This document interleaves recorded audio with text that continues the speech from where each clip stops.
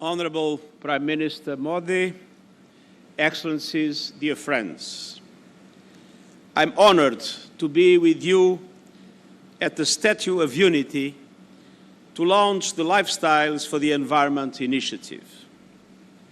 In these perilous times for the planet, we need all hands on deck. And I know that sometimes the enormous scale of a challenge might be reason enough to throw up one's hand in resignation. And there isn't a larger challenge in our world today than the climate crisis. But this Lifestyles for the Environment initiative is designed to highlight an essential and hopeful truth. All of us, individuals and communities, can and must be part of the solution of protecting our planet and our collective future. After all, overconsumption is at the root of the triple planetary emergency of climate change, biodiversity loss, and pollution.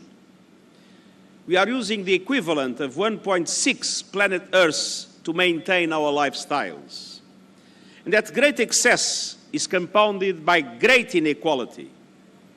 The combined greenhouse gases emissions of the richest 1% are more than twice the poorest 50%.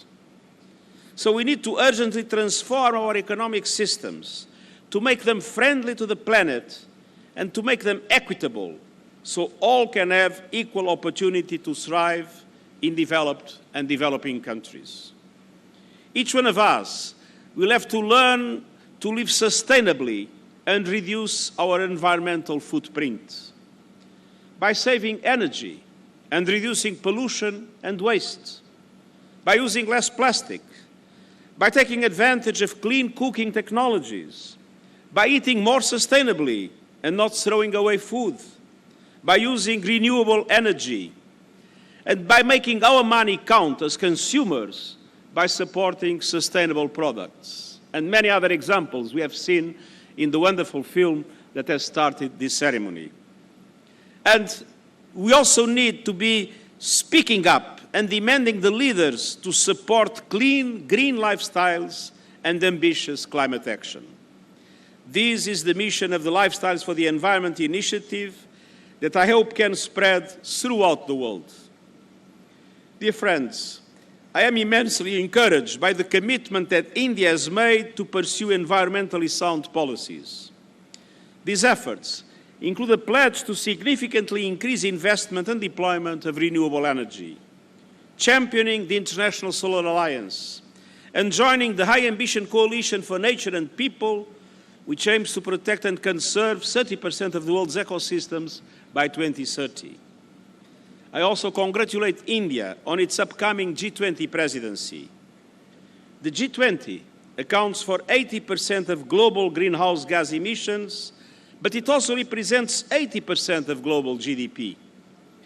So the G20 combined has the resources, the know-how and the power to end our war against nature and set us on course to more sustainable living.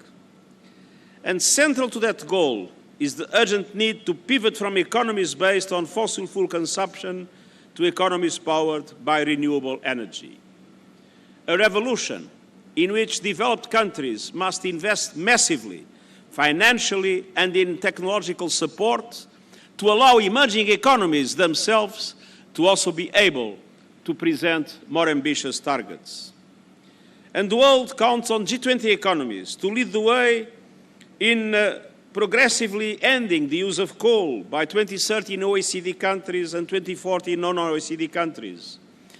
Developed countries must follow through on their commitments to provide meaningful financial and technological support to countries like India throughout this transition.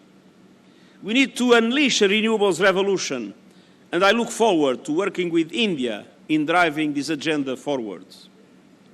Dear friends, in 3 weeks, world leaders will meet in Egypt for the next United Nations Climate Change Conference, COP27. COP27 represents a key political opportunity to rebuild trust and accelerate action across all the pillars of the Paris Agreement: adaptation, mitigation, finance, and loss and damage.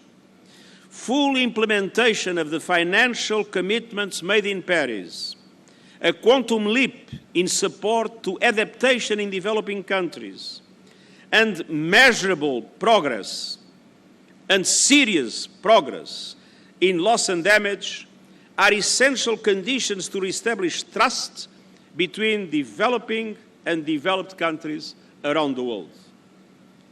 With its vulnerability to climate impacts and its massive economy, India can play a critical bridging role. We have no time to lose. We are in imminent danger of failing to meet the goal of limiting global temperature rise to 1.5 degrees Celsius. And our global goal has to be net zero emissions by 2050.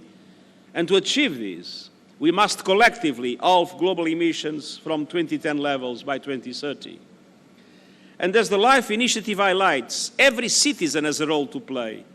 And that includes everyone, everywhere, using their voice to urge their leaders to take much-needed ambitious climate action.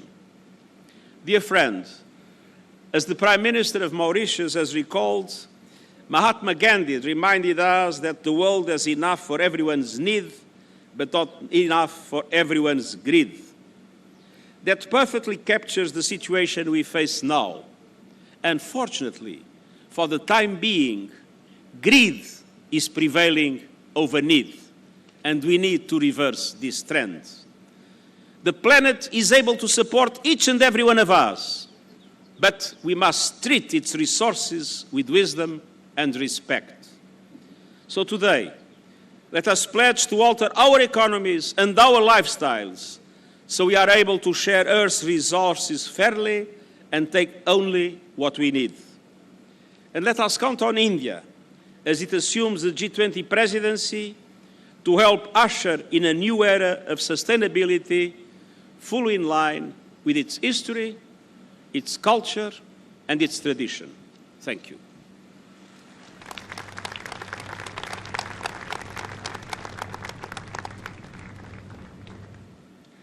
Thank you.